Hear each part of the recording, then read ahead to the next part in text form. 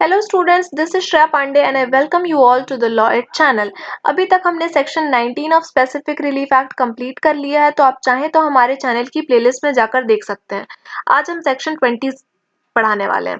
तो section 20 is talking about, सबसे पहली बात, अगर आप हमारे चैनल पर पहली बार आए हैं तो हमारे चैनल को सब्सक्राइब कर लीजिए।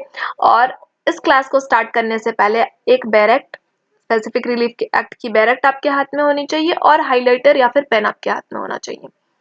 चलिए स्टार्ट करते हैं। Section 20 is talking about the substituted performance of a contract.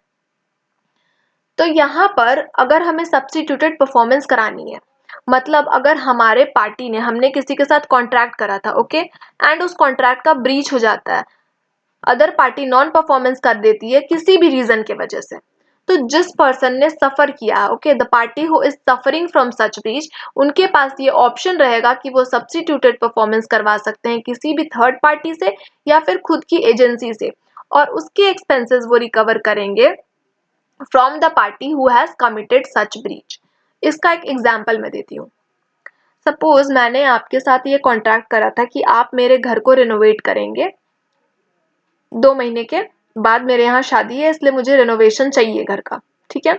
आपने किसी भी कारणवश इस कॉन्ट्रैक्ट को ब्रीच कर दिया, आप नहीं कर पाए या आप नहीं अवेलेबल हैं, नहीं फ्री हैं, कॉन्ट्रैक्ट करने के बाद आपने ये ब्रीच कर दिया है, तो अब मेरे पास ये ऑप्शन है कि मैं किसी भी थर्ड पर्सन से, हो सकता है आपसे ये काम नहीं हो पाया तो मैं किसी और पर्सन से कह के अपना घर रेनोवेट करवा लूँ, ठीक है। This is called substituted performance. मैं किसी थर्ड पर्सन से भी करा सकती हूँ या फिर खुद की एजेंसी से भी करा सकती हूँ, लेकिन यहाँ पर आपने कॉन्ट्रैक्ट का ब्रीच करा है, आपकी गलती की वजह से हमारा कॉन्ट्रैक्ट ब्रीच हुआ है, इसीलिए इसका एक्सपेंसेस या जो भी अदर कॉस्ट बनेंगे जो एक्चुअली इनकर हुआ या मैंने सफर किया आपके वजह से, अब फाइनली क्योंकि 2 महीने के अंदर मुझे ये चीजें करानी थी, तो इतने इंस्टेंट में मुझे कोई और पर्सन मिल नहीं पा रहा था या उस पर्सन के चार्जेस ज्यादा थे, तो मुझे लॉस हुआ, तो इसकी भरपाई मैं आपसे करवाऊंगी, ओके। तो सब सेक्शन 1 में इतनी सी बात कही गई है कि सब्स्टिट्यूटेड परफॉर्मेंस मैं किसी एजेंट के द्वारा करा सकती हूँ या किसी थर्ड पर्सन के द्वारा करा सकती हूँ, एंड मैं एक्सपेंसेस रिकवर कर सकती हूँ आपसे क्योंकि आपने ब्रीच कराया। अब हम क्लॉज 2 में आते हैं। क्लॉज 2 में क्या बात कही जा रही है? सब्स्टिट्यूटेड परफॉर्मेंस अगर मुझे कराना है तो सबसे पहली बात, मुझे आपको नोटिस देनी पड़ेगी in writing of not less than 30 days. मैं एक नोटिस दूंगी आपको कि आप आइए और रेनोवेशन करिए, जो भी आपने कॉन्ट्रैक्ट करा था मेरे साथ उसे आप परफॉर्म करिए। 30 डेज का मैं आपको टाइम देने वाली हूँ। अगर आप इस 30 डेज में नहीं करते हैं, उसके बाद ही मैं सब्स्टिट्यूटेड परफॉर्मेंस किसी अदर पर्सन से करा सकती हूँ, किसी भी थर्ड पार्टी से या खुद के एजेंट से, प्रोवाइडेड दैट अगर सब्स्टिट्यूटेड परफॉर्मेंस मैंने नहीं कराया तब मैं इंटाइटल नहीं हूँ एक्सपेंसेस रिकवर करने के लिए, ठीक है।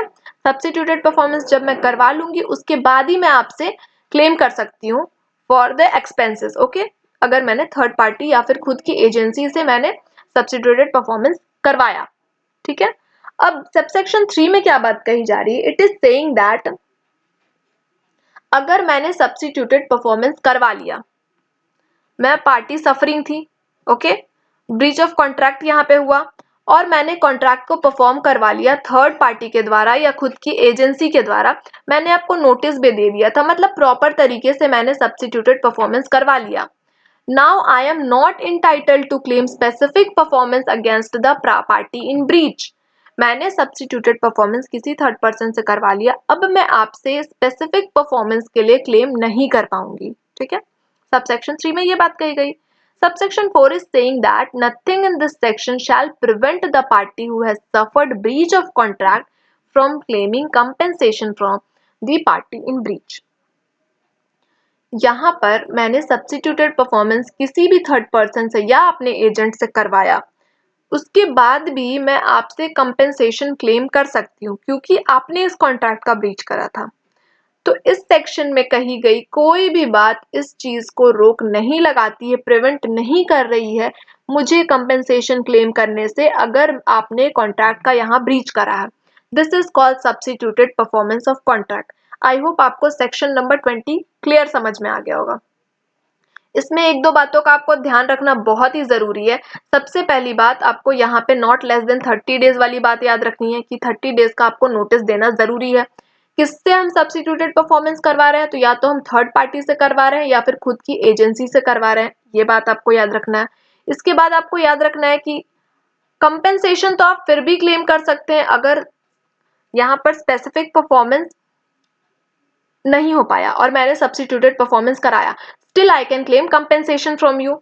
एंड एक और बात आपको याद रखनी है कि आप स्पेसिफिक परफॉर्मेंस नहीं करवा पाएंगे अगर आपने सब्स्टिट्यूटेड परफॉर्मेंस किसी भी थर्ड पार्टी से या अपने एजेंट से करा लिया।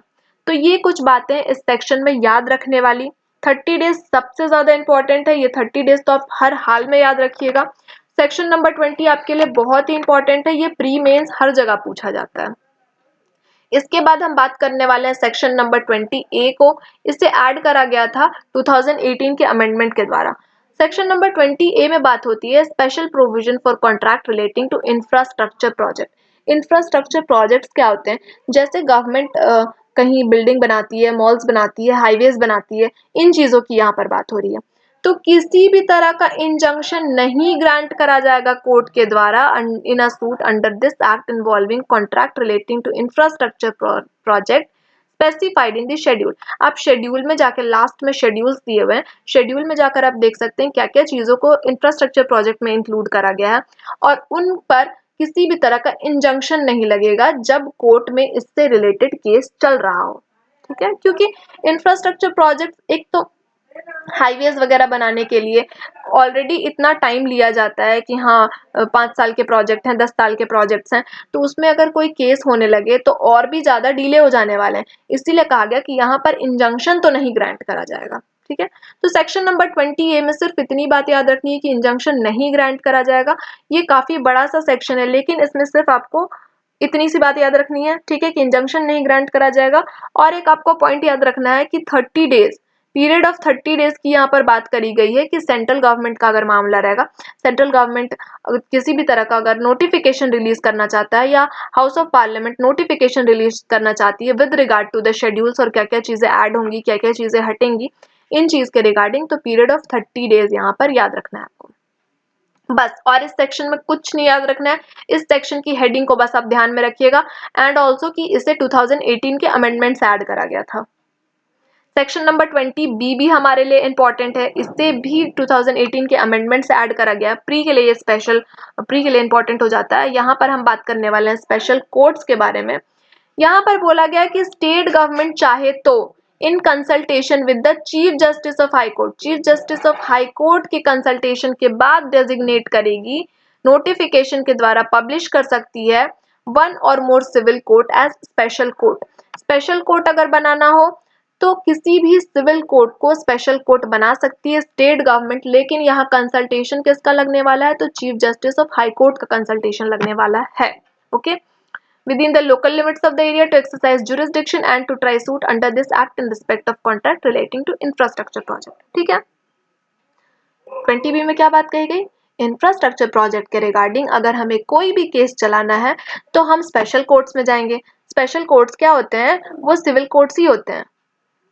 स्टेट गवर्नमेंट चाहे तो chief justice of high court के कंसल्टेशन के साथ वो किसी भी सिविल कोर्ट को स्पेशल कोर्ट बना सकती है और उनका जुरिस्डिक्शन रहेगा कि वो कॉन्ट्रैक्ट जो कि रिलेटेड है इंफ्रास्ट्रक्चर प्रोजेक्ट के रिगार्डिंग उस पर सुनवाई कर सकती है, उनके पास जुरिस्डिक्शन रहेगा। ओके, 20C में क्या बात कही जा रही है, expeditious disposal of the suit. Infrastructure projects के रिगार्डिंग जो सूट्स होते हैं वो बहुत ही इंपॉर्टेंट हमारे लिए हो जाते हैं और उसमें डीले हम अफोर्ड नहीं कर सकते हैं। ठीक है, क्योंकि अगर एक प्रोजेक्ट का हमने डीले करा, केसेस तो लंबे चलते हैं, केसेस की वजह से अगर किसी भी प्रोजेक्ट का डीले हो जा रहा है तो भाई 1 साल का जो प्रोजेक्ट है उसमें 2 साल, 3 साल, 4 साल, 5 साल भी लग सकते हैं। ओके, तो that will not good for the society और पब्लिक इंटरेस्ट को देखने के बाद ये बात कही गई है कि expeditious disposal of the suit होना चाहिए। तो कितने दिनों के अंदर डिस्पोज होना चाहिए, तो with in the period of 12 months, ये 12 मंथ्स आपको याद रखना है। ओके, पीरियड ऑफ 12 मंथ्स के अंदर हो जाना चाहिए डिस्पोज ऑफ। अब 12 मंथ्स कब से, तो from the date of service of summon to the defendant. Defendant को हमने जब समन दिया उसके 12 महीने के अंदर सूट डिस्पोज हो जाना चाहिए। लेकिन सपोज ऐसा अगर नहीं हो पाता है तो कोर्ट थोड़ी सी लीनियंट है यहाँ पर कि फर्दर पीरियड देगी आपको 6 महीने का, मतलब कोर्ट को 6 महीने का और टाइम मिलता है कि हाँ दैट मीन्स टोटल 18 मंथ के अंदर, 12 मंथ्स प्लस 6 मंथ्स, 18 मंथ्स के अंदर डिस्पोज ऑफ हो जाना चाहिए सूट। ओके, जो ये 6 मंथ एडिशनल 6 मंथ है, तो यहाँ मे वर्ड का इस्तेमाल करा गया, मतलब ये कोर्ट के डिस्क्रिशन पर है, कोर्ट की डिस्क्रिशनरी पावर है, लेकिन कोर्ट को यहाँ पर राइटिंग में बताना पड़ेगा, रीजंस देना पड़ेगा राइटिंग में कि आप 6 महीने क्यों एक्सटेंड कर रहे हैं। This is section number 20C, which is talking about the expeditious disposal of the suit. 20B में हमने स्पेशल कोड्स देख लिया। 20A में हमने इंफ्रास्ट्रक्चर प्रोजेक्ट के रिगार्डिंग देखा, स्पेशल प्रोविजन। तो स्पेशल प्रोविजन में क्या होते हैं, इंजंक्शन नहीं देना है, इंजंक्शन नहीं ग्रांट करा जाएगा, बस इतनी बात आपको याद रखनी है। इसके पहले सब्स्टिट्यूटेड परफॉर्मेंस तो हमने देख लिया। Section number 20 talks about the substituted performance of contract, और उसमें क्या चीजें याद रखनी है ये भी मैंने बता दिया। मिलते हैं हमारे नेक्स्ट वीडियो में, तब तक के लिए थैंक यू।